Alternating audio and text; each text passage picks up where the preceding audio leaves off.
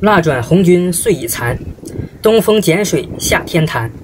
圣天无处千汪水，压倒秦淮万里山。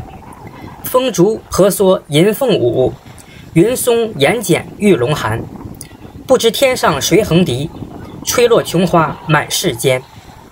大家好，欢迎收听收看本期节目。本期背景视频是沿着松花江边散步到防洪纪念塔。前段时间哈尔滨发生了很多事情，把人搞得又忙又累，我都忘了自己和大家一块排队检测过几次核酸了。我也是好长时间没和大家聊天了，总觉得今天应该再和大家谈点什么。首先说明一下我这个频道的情况，我这算是个小众频道吧。其实我最初开这个频道的目的是因为不赞成社会上一些人的观点，想反驳他们，想宣传一下自己的观点。但后来我在油管上见识了一个更广博的世界，才明白原来的那个自己很幼稚，很渺小，自己原来的观点不值一提，还需要跟大家多多学习。最近听一位智者说，没有多少人逛油管是为了来受教育的，所以千万别把自己的节目搞成是什么语音放送的，难不成观众来看你视频还要提前沐浴更衣吗？在这个时代，不要做专家，要做一个信息的分享者。确实，我觉得他这话说得对，自媒体应该多多分享对大家有价值的信息，给大家提供便利。在这方面，我确实需要不断学习充实自己，所以我愿意倾听大家的宝贵意见，请大家多多在我的评论区留言。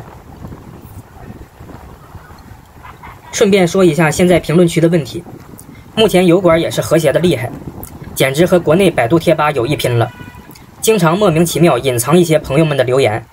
我这边能看到评论数，但有些评论无论在前台还是在后台都看不到。我到目前为止还没删除过任何一条留言，也没拉黑过任何人，所以如果大家有自己留言显示不出来的问题，还请谅解。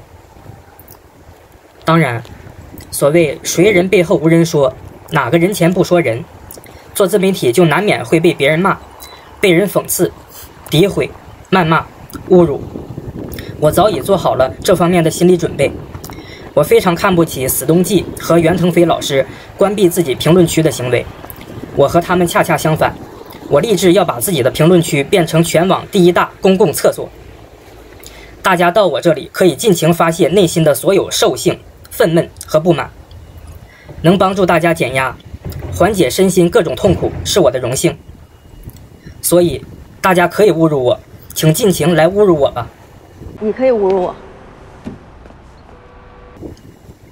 好，那么今天就到这里，感谢大家收听收看本期节目，咱们下期节目再见。